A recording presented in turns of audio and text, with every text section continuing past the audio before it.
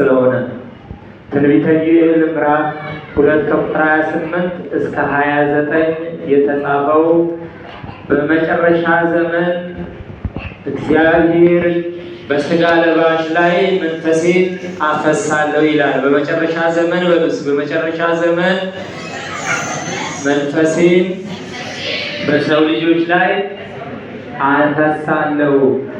ይሄ ከዘመናት በፊት ታላቁ የእግዚአብሔር ነቢይ ኢዩኤል የተናገረው ነው።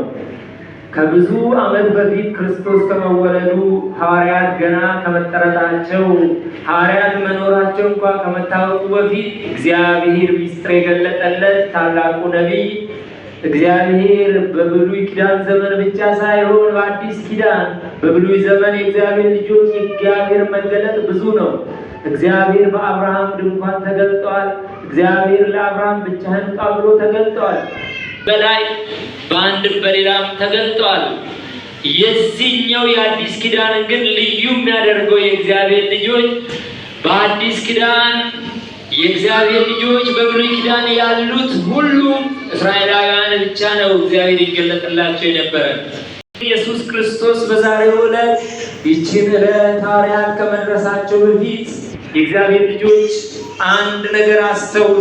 ሐዋርያት ገና ከመጠራታቸው በፊት ደካሞች ነበሩ። ገና ከመሰብሰባቸው በፊት በመንደር ውስጥ ነበሩ። ገና ከመጠራታቸው በፊት እንደማንኛውም ሰው ሙያ ነበራቸው። ለምሳሌ ቅዱስ ጴጥሮስ ባህር ላይ አሳ ያጠምድ ነበረ።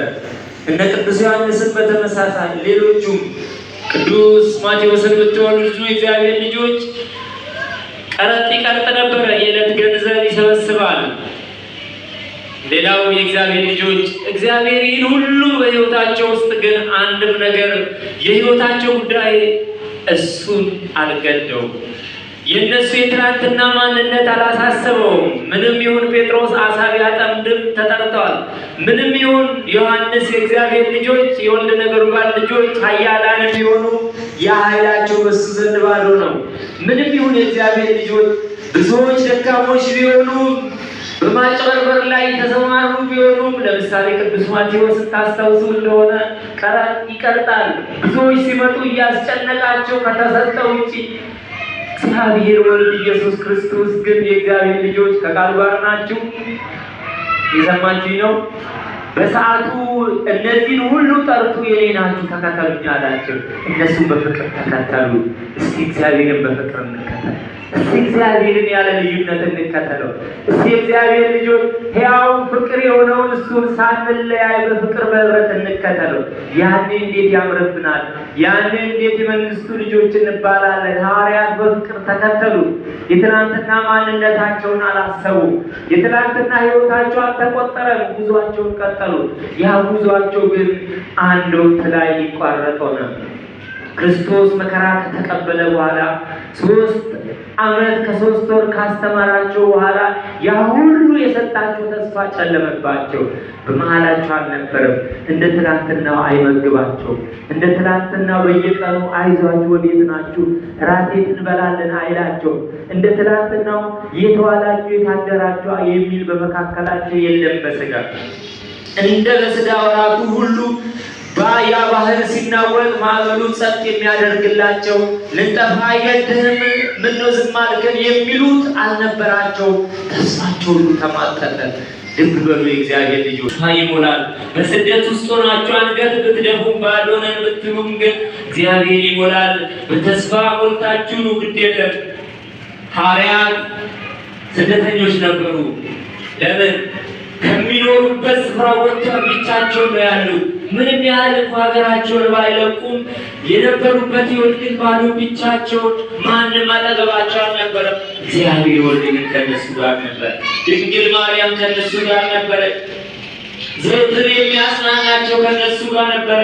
ተስፋ ቆርጠው እያሉ የእግዚአብሔር ልጆች በጥብርያዶስ ባህር ዳርቻ ተገልጦላቸዋል። ረሃቡ እየቆላቸው ወደ ቀድሞ እስራኤል ይመለስ እያለ ቅዱስ ጴጥሮስ ወደ ዮርዳኖስ ሳይሆን የእግዚአብሔር ልጆች ወደ ጥብርያዶስ ባህር ሲገሰግስ ዳግም ክርስቶስ ተገልጦ ለዚህ አልተመረጣችሁ ለዚህ ያልተጠራችሁ ኑ፣ ነፍሳትን ሰማያዊ ነፍሳት ታጠምዱ እንጂ ምድራዊውማ ትናንትና በእጃችሁ የነበረ ነው። ለምን ትደክማላችሁ አላቸው። የእግዚአብሔር ልጆች እግዚአብሔር ለምን ትደክማላችሁ? እኔን ሳትይዙ ብትጓዙ ድካማችሁ ባዶ ይሆናል። ከእኔ ጋር ካልሆናችሁ ብትሮጡም እንኳ መንገዱን አትጨርሱም ይለናል። እንደ ሐዋርያት አስተውለናል ወይ? ሐዋርያት ተጉዞ መጨረሻ ላይ ግን በ40ኛው ቀን የእግዚአብሔር ልጆች ለስም አጠራሩ ክብር ምስጋና ለእሱ ይሁንና አምላካችን መድኃኒታችን ኢየሱስ ክርስቶስ እስከ ትለብሱ ኃይለ ማርያም በዚሁ ቅዱስ ስፍራ በኢየሩሳሌም ጸንታችሁ ኑሩ አላቸው። በሉቃስ ወንጌል ምዕራፍ 24 ቁጥር 48 ላይ ተጽፎ እንደምናገኘው ሰማያዊ ኃይል የሚያጸናችሁ የሚያበረታችሁ ፍሬ እንድታፈሩ የሚያደርጋችሁ ቅዱሱን መንፈስ ቅድም በነቢዩ ኤልያስ ላይ በትውልድ ላይ ቅዱስ የሆነውን መንፈስ አፈስባቸዋለሁ እንዲጸኑ እንዲበረቱ ፍሬ እንዲያፈሩ ይህን መራራው ዓለም ደፍረው ሰማዕታት አንገታቸውን ለሰይፍ እንዲሰጡ ክርስቲያኖች ለክርስትና ሕይወታቸው እኛ ክርስቲያን ነን እያሉ በዘመነ ዲዮቅልጥያኖስ የነበሩ በተለያየ ዘመናት የተነሱት ሁሉ የጸኑት ያ የቃል ኪዳኑ ተስፋ አጽንቷቸው ነው። ሐዋርያት በተስፋ 10 ቀን ሙሉ ጠበቁ። በ40ኛው ቀን ክርስቶስ ከሙታን በተነሳ በስንተኛው ቀን አረገ? በስንተኛው ቀን ነው ያረገ? ክርስቶስ ከሙታን በተነሳ በ40ኛው ቀን በክብሩ ወዴት አድርገዋል? ወደ ሰማይ አድርገዋል። ከማድረጉ በፊት ለቅዱስ ጴጥሮስ ተገልጿል። ከማድረጉ በፊት ለመግደላዊት ማርያም ተገልጿል። ከማድረጉ በፊት ሐዋርያትን በጥብርያዶስ ባህር ላይ ቀርቶ አይዟችሁ፣ ይሄ ሕይወት የእናንተ ሕይወት አይደለም፣ እግዚአብሔር ልጆች እመኑ። ሰው የተሰጠውን ሕይወት ብቻ ነው የሚኖረው፣ አትድከሙ። እየሰማችሁኝ ነው? ሰው ምን ነው የሚኖረው? የተሰጠውን ሕይወት እንጂ ያልተሰጠውን አይኖርም። የተሰጣችሁን ሕይወት ሰፍራችሁ ለከታችሁ እግዚአብሔርን ጠይቁ። ሐዋርያት ያልተሰጣቸውን ሕይወት ባህር ላይ ወርደው አሳ ሲያጠምዱ ሲገኙ እናንተ እንደዚህ ዝቅ ያላችሁት ምን ሆናችሁ ነው አላለ። ክርስቲያኖች የያዝነው ማለትማችን ከፍ የሚያደርግ እንጂ ዝቅ የሚያደርግ አይደለም። የያዝነው እምነታችን በክብረ ሰገነት የሚያቆም እንጂ አንገት የሚያስደፋ አይደለም። ስራችን አንገት ሊያስደፋ ይችላል። ምግባራችን ምቹ ላይሆን ይችላል። ሕይወታችን ለሰው ለእግዚአብሔር የማይመች ሊሆን ይችላል። እግዚአብሔር ግን ያልተመቹትንም ጭምር ይፈልጋል። የተመቹትን ሳይሆን ያልተመቹትን የእግዚአብሔር ልጆች እንደ ፈቃዱ የተጓዙትን ብቻ ሳይሆን እንደ ፈቃዱ ያልተጓዙትን፣ የጸኑትን ሳይሆን የደከሙትን፣ የእግዚአብሔር ልጆች የበረቱትን ሳይሆን ያዘኑትን ጭምር እግዚአብሔር ይፈርዳል። ጥብርያዶስ ላይ ወርዶ የማይገባችሁ ሕይወት ነውና ትታችሁ ነው አላቸው። አሳ ማጥመዱን ትተው ዳግም እሱን ተከተሉ። ያ የተስፋ ቃል ከ40ኛው ቀን በኋላ ያኔ ክርስቶስ እንዳያችሁት ዳግም ይመጣል ብሎ የእግዚአብሔር መልአክ የመሰከረላቸው በዚህ በሐዋርያት ሥራ ምዕራፍ 1 ቁጥር 9 ላይ አሁን በዓይናችሁ እንዳያችሁ ተመልሶ ይመጣል። እስቲ በሉ አሁን በዓይናችሁ እንዳያችሁ ተመልሶ ምን ይሆናል? ክርስቶስ ይመጣል። ይሄ ነው። በዓይናችሁ እንዳያችሁ ተመልሶ ይመጣል። ነገር ግን ለዚህ እናንተ ምስክሮቼ ናችሁ። ክርስቲያኖች፣ ምዕመናን፣ አገልጋይ፣ የእግዚአብሔር ቤተሰብ እናንተ ምስክሮች ናችሁ። እስከ ዓለም ፍጻሜ ይሆናል። ክርስቶስ ሞትን ድል አድርጎ ተነስቷል። በ3ኛው ቀን በ40ኛው ቀን አድርጓል። ይሄ ለዚህ ምስክሮቼ ናችሁ። እስከ ዓለም ፍጻሜ አለ። ሐዋርያትም እስከ ዓለም ፍጻሜ አሁን ከኛ ጋር የሉ። በዚያ ዘመን የነበሩ ክርስቲያኖች አሁን የሉ። በሐዋርያት እግር የተተኩ አበው አባቶች፣ በሐዋርያት እግር የተተኩት የእግዚአብሔር ልጆች በዘመኑ በነበሩት በ120 ቤተሰብ የተተኩት አሁን ያላችሁ እናንተ ምዕመናን ናችሁ። እስከ ዓለም ፍጻሜ ይሆናል። እናንተ ግን እኛ ምስክሮቹ እንሆናለን። እንደው ለምስክርነት እንበቃለን። በየቀኑ የምንዋሽ አይደለም። በየቀኑ የምናደርገው ስራችን እግዚአብሔር ፊት ተሰፍሮ ያልቃል። ግን ቸርነቱ ደግሞ አለ። እግዚአብሔር ልጆች አሁን አስተውሉ። እግዚአብሔር ወልድ ኢየሱስ ክርስቶስ ምስክሮቼ ናቸው ያላቸው ሐዋርያት በዛሬው ዕለት በዚያው ተስፋ በተገባላቸው ስፍራ ላይ ሆነው በዚህ በሐዋርያት ሥራ ምዕራፍ 2 ከቁጥር 1 ጀምሮ የሚነግረን ታሪክ የዕለቱ ታሪክ እሱን ነው። ከቃሉ ጋር ናችሁ? አሁን ምስክሮቹ ስለሆኑት እናያለን። መንፈስ ቅዱስ ስላጸናቸው ስላበረታቸው ሁላቸውም እያንዳንዳቸው ይላል።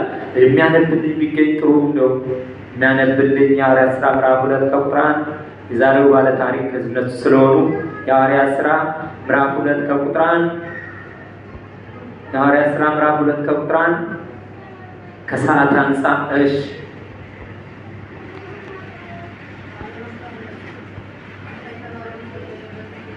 በዓለ ሃምሳ የተባለው በደረሰ ጊዜ ሁሉም በአንድ ልብ ሆነው አብረው ሳሉ ምን ሆኑ?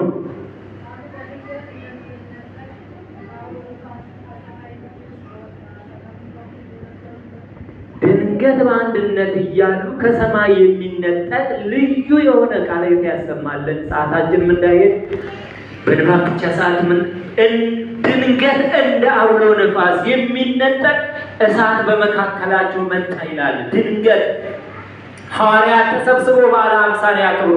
ይሄ በዓለ ሃምሳ የተለመደው የእግዚአብሔር ልጆች እስራኤላውያን ሁልጊዜ በዓለ ሃምሳን ይሄ በዓለ ሰዊት በ50ኛው ቀን ከዚህ ከግብፅ የወጡበትን አስበው ብዙ እግዚአብሔር ያሳለፈላቸውን እጅን መታሰቢያን አድርጉ ብሎ የተገባላቸውን የተስፋ ቃል አስበው ሁልጊዜ 49 ቀን ተሰብስበው እያመሰገኑ ከቆዩ በኋላ በ50ኛው ቀን ከዓለም ሁሉ ተሰብስበው ሁሉም ያችን በዓል ያከብራሉ። በዓለ ሰዊት ትባላለች። በዓለ ሃምሳ ወይንም እስራኤላውያን ያችን በዓል በየዓመቱ ከሚያከብሩት 4ቱ በዓላት መካከል አንዱ ይሄ በዓለ ሃምሳው ነው። የእግዚአብሔር ልጆች በዚህ ሰዓት ከሁሉም ዓለም ሰዎች መጥተው ይሰበሰባሉ፣ ያከብራሉ። በዚህ ወቅት ነው መንፈስ ቅዱስ በእሳት አምሳል መንፈስ ቅዱስ ወረደ ላይ ለሐዋርያት በአምሳለ እሳት በእሳት አምሳያ በሚነጥቅ እሳት መንፈስ ቅዱስ የወረደው በምን አምሳል ነው? መልሱልኝ። በምን አምሳል? በእሳት ተመስሎ በእሳት መንፈስ ቅዱስ አይጨበጥም። መንፈስ ቅዱስ አይዳሰስም። መንፈስ ቅዱስ አይታይም። የማይታየው ታየ፣ የማይጨበጠው የማይዳሰሰው ሐዋርያት የእግዚአብሔር ልጆች ያ የወረደው ቅዱስ መንፈስ በእያንዳንዳቸው ላይ ሲወርድ 120 ቤተሰብ እንዳሉ ከነሱ ውስጥ በገዛ ቋንቋቸው የሚናገሩ ነበሩ። በተለያየ ቋንቋ ከነሱ መካከል ሊቀ ሐዋርያት የተባለው ቅዱስ ጴጥሮስ ብድግ አለና እጁን አውጥቶ እናንተ የይሁዳ ሰዎች አሁን የሰቀላችሁት ትናንትና መከራ ያጸናችሁበት ብዙ ስም አጠራሩ ይጠፋል ያላችሁት ይሄ በዚህ ሰዓት እኛን እንዲህ የሚያናግረን የእሱ መንፈስ ነው። እኛ እናንተን ሐዋርያትን ሲመለከቱ በጠዋት ጠጅ ጠጥተው ሰክረዋል እያሉ ያሟቸው ነበር። የሰማችሁኝ ነው። ሐዋርያት መንፈስ ቅዱስ ተሞልተው በመንፈስ ቅዱስ ሰክረው በመንፈስ ቅዱስ ጸንተው ያ መንፈስ ቅዱስ ሲያናግራቸው እነዚህ ሰዎች በጠዋት ምን አግኝተው ነው? ለመሆኑ በጠዋት እንደሆነ ሸታ ቤት ይከፈታል? አይሆንም እኮ እንዲህ አይነት ወግም የለም። በጠዋት እኛ እናንተ እንዳላችሁት አይደለም። እኛ መንፈስ ቅዱስ አጽንቶን እንጂ እናንተ በተናገራችሁት ጠጥተን ሰክረን አይደለም። መንፈስ ቅዱስ አስክሯቸው ቅዱስ ጴጥሮስ ድንጋለና ስብከት ጀመረ። ትላንትና ያሳደዳችሁ፣ ትላንትና የሰቀላችሁ፣ ትላንትና እኛንም ጭምር መከራ ስታጸኑብን የነበረ እናንተ ክፉዎች የእፉኝት ልጆች እስከ መቼ ነው አላችሁ። እመኑ። መዳን የምትፈልጉ ከሆነ እመኑ። ሕይወት ታገኙ እንደሆነ እመኑ። ካላመናችሁ ግን የማላችሁት መሐላ ለልጆቻችሁ ይሆናል፣ ትጠፋላችሁ አላቸው ቅዱስ ጴጥሮስ። ወዲያውኑ የእግዚአብሔር ልጆች ብዙዎች የገዛ ቋንቋቸውን ይሰሙ ነበረ። የሐዋርያትን የቅዱስ ጴጥሮስን ሁሉም ይሄ ሰው የእኛን ቋንቋ ከየት አምጥቶ ነው እንደሚናገረው? እሱ የሚያስተምረው የሚያውቀው አንድ የዕብራይስጥ ቋንቋ ነው። ነገር ግን ለሐዋርያት የተገለጠው ስንት ቋንቋ ነው? ስንት ነው?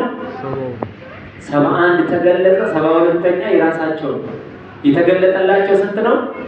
71 72ኛው የራሳቸው። በ72ቱም ቋንቋ ማስተማር ጀመረ ቅዱስ ጴጥሮስ። ይሄን የሰሙት ከገሊላ ውጭ የመጡት ከሶርያ ከልብናን ከተለያየ የመጡት ሁሉ አሁን የገዛ ቋንቋችን የሚናገረው ከየት አምጥቶ ነው አሉ። መንፈስ ቅዱስ ምስጢር ይገልጣል። መንፈስ ቅዱስ ስራ ያሰራል። በዘመናችን የእግዚአብሔር ልጆች ቋንቋ እያባላ ሰዎች ያን መሳሪያ አድርገው ቤተክርስቲያን የሚከፋፍሉት ቤተክርስቲያንን መንደርተኛ የሚያደርጉት ለሚሰሙት አሁንም እንናገራለን። ቤተክርስቲያን ዓለም አቀፍ ናት እንጂ ቤተክርስቲያን መንደር አይደለችም። ቤተክርስቲያን በቋንቋ የተገደበች አይደለም። ቤተክርስቲያን በመንፈስ ቅዱስ የታነጸች ናት። የመንፈስ ቅዱስ ስራ 120ውን ቤተሰብ በተለይ 12 ሐዋርያት ከሆኑት ቅዱስ ጴጥሮስ መንፈስ ቅዱስ ሲገለጥለት ለዓለም ሁሉ አስተምሯል፣ በዓለም ሁሉ ቋንቋ። ከዛ በኋላ የእግዚአብሔር ልጆች ፍሬያቸው የቅዱስ ጴጥሮስ ፍሬ 3000 ነበረ። ዛሬስ የኛ ፍሬ ታለ የእግዚአብሔር ልጆች ብዙ ዓለም የተለያየ ቋንቋ ይናገራል። ነገር ግን በዛ የታለ ፍሬው? ብዙ ዓለም የእግዚአብሔር ልጆች ስለሱ ሰምተዋል። ለምንድን ነው ፍሬ ያላፈሩበት? አሁን ትልቁ የሕይወታችን ጥያቄ መንፈስ ቅዱስና ሐዋርያት ተግባብተዋል። ማንና ማን? መንፈስ ቅዱስና ሐዋርያት ተግባብተዋል።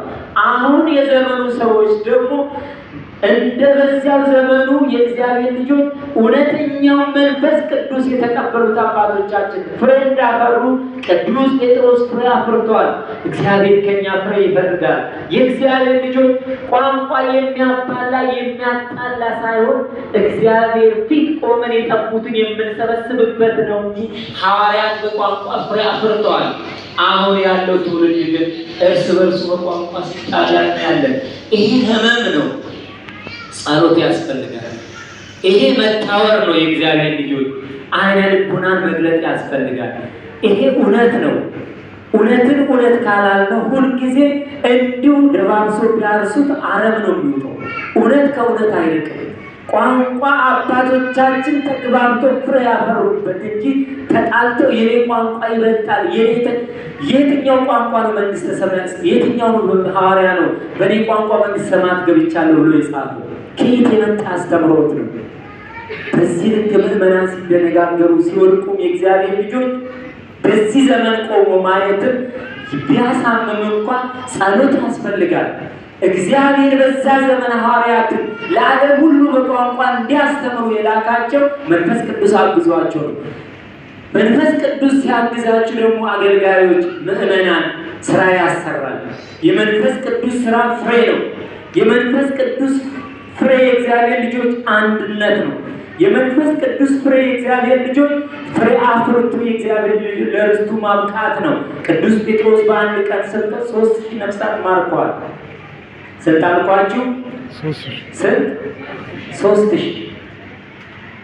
3000 ነፍሳትን ማርኳል።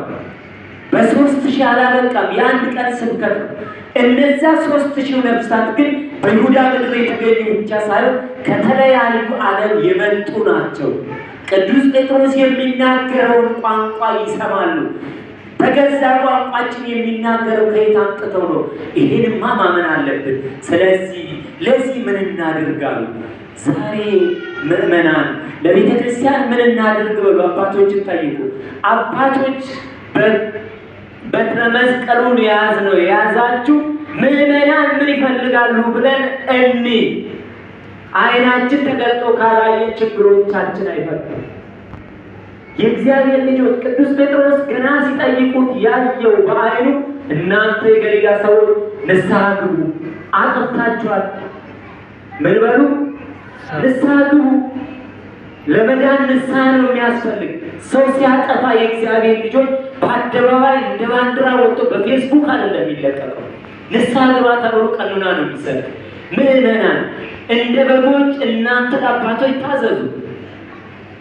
ማን ይገረም? ቅዱስ ገብርኤልና ቅዱስ ሚካኤል መጥተው ወርዶ ይንገሩ? ያሉት አገልጋዮች ካልነገሩ እነ ቅዱስ ተክለ ሃይማኖት ተነስተው መጥተው ይንገሩ? ወንጌሉን አብሮ ይናገራል። ምዕመናን ለምንድን ነው እንደ ዘመነ ሐዋርያት መኖር ያቃታቸው? አገልጋዩስ ለምንድን ነው የሚለው የእግዚአብሔር ልጆች እንጸልይበት። ጾሙ መጥቷል። ምን እንበል? እንጸልይበት። ሁላችንም ተያዘን መንግስቱን እንድንወርስ፣ ሁላችንም ተያዘን የእግዚአብሔር ልጆች የእሱ ልጆች ነንና ከደጁ እንዳንጠፋ። ለምን ሐዋርያት በሐዋርያት አስተምሩ በዚያ ዕለት በዛሬው ዕለት የሆነውን ታሪክ እየነገሩ በዛ ዕለት ያመፁም ነበሩ ያመኑም ነበሩ። ያመፁት እነ ቅዱስ ጴጥሮስን ሊወግሩ ሲነሱ ያመኑት ደግሞ 3000 ነፍሳት የእግዚአብሔር ልጆች ለመዳን ምን እናድርግ? እስካሁን ያደረግነው ይበቃናል። ለመዳን ምን እናድርግ? አሁን ምዕመናን ምን እናድርግ? ቤተክርስቲያንን እንዴት እናስቀጥል? ምን ጎደለብን? አባቶች ጋር ምን ጉድለት አለ? እኛ ጋር ምዕመናን ጋር ምን ጉድለት አለ?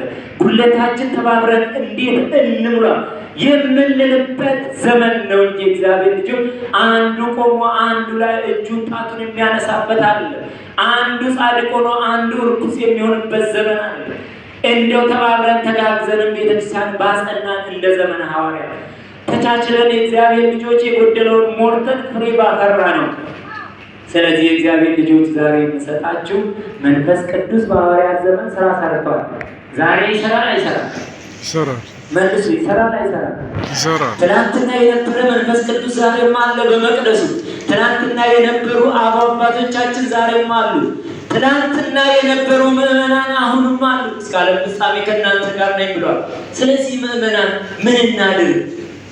ወደ ቀልባችን ተመልሰን የጎደለንን አይተን አባታችን መድኃኔዓለም በብሩህ ገጽ እንዲቀበለን እንደ ቅዱስ ጴጥሮስ አባቶች አሉ።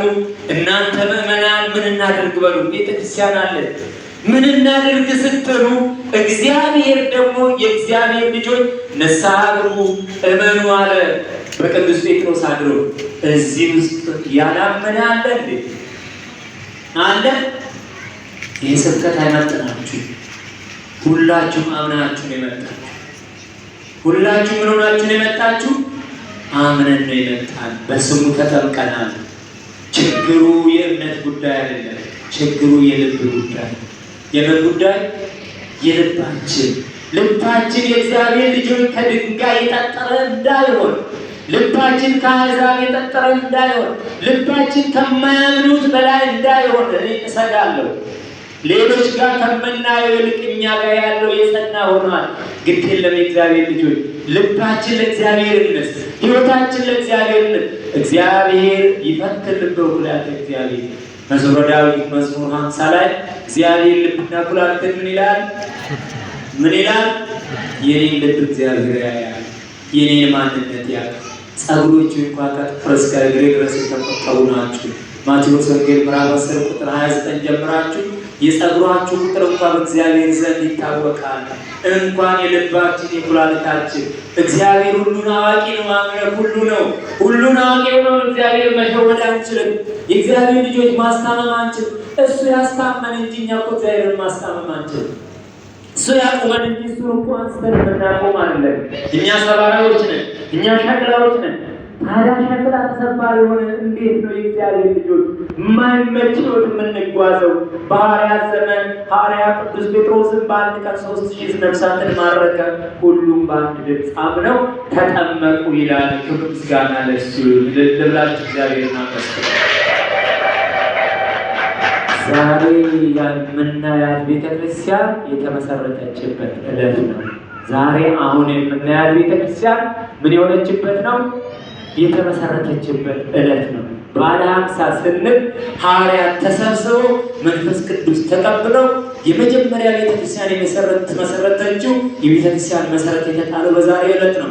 3000 ነፍሳትን ማረኩ፣ ተጠመቁ። ከዛ ምስጢረ ቁርባን ተጀመረ። ከዛ እስከ 8000 ደረሱ። ዓለም በሙሉ ክርስቲያን ሆነ።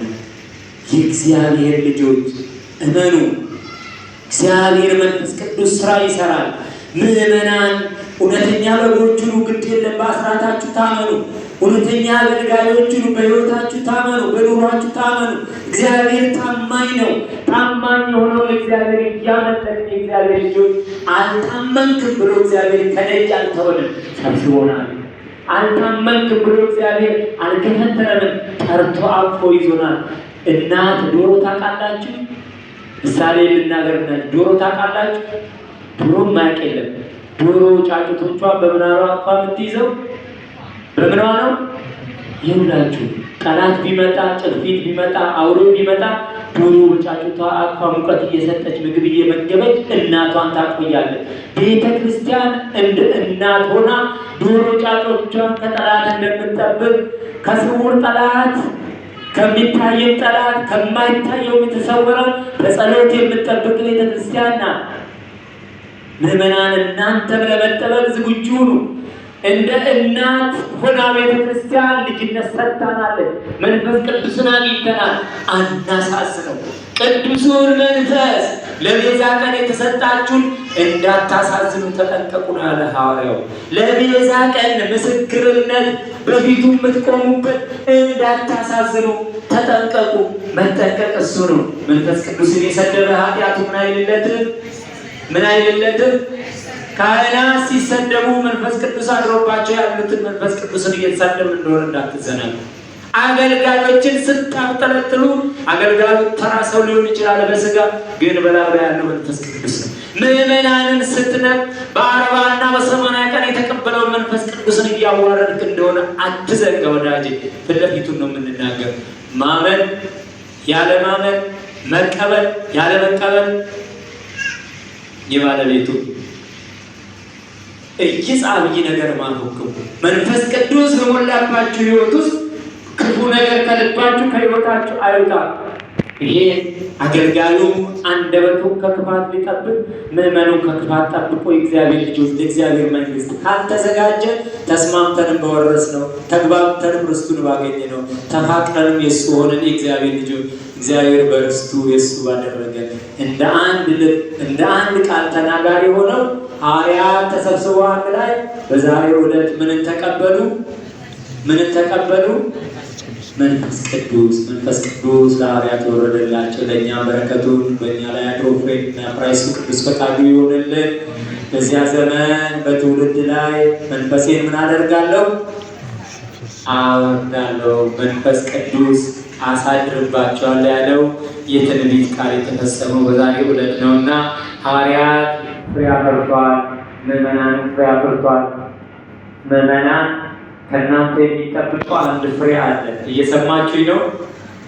መታዘዝ፣ መስማት፣ በደጁ መገኘት፣ ንስሐ መግባት፣ መቁረብ እነዚህ የመንፈስ ፍሬዎች ናቸውና ገላትያ ምዕራፍ 5 ከቁጥር 16 እስከ 22 16 የመንፈስ ፍሬዎች አሉ። እየሰማችሁ ነው? ስንት? 16 የመንፈስ ፍሬ ገላትያ 5 ከቁጥር 16 እስከ 22 እነዚህ የመንፈስ ፍሬ የሆኑትን ተግብሩ፣ ኑሩ። ለአገልጋዮች ደግሞ እኔንም ጭምር የእግዚአብሔር ልጆች አደራዬን በጎቼን ጠብቅ። ይሄ እግዚአብሔር ለቅዱስ ጴጥሮስ የሰጠው የአደራ ቃል እግዚአብሔርን የሰጠውን ባለ አደራ የሰጠውን አደራ አይጠይቅም?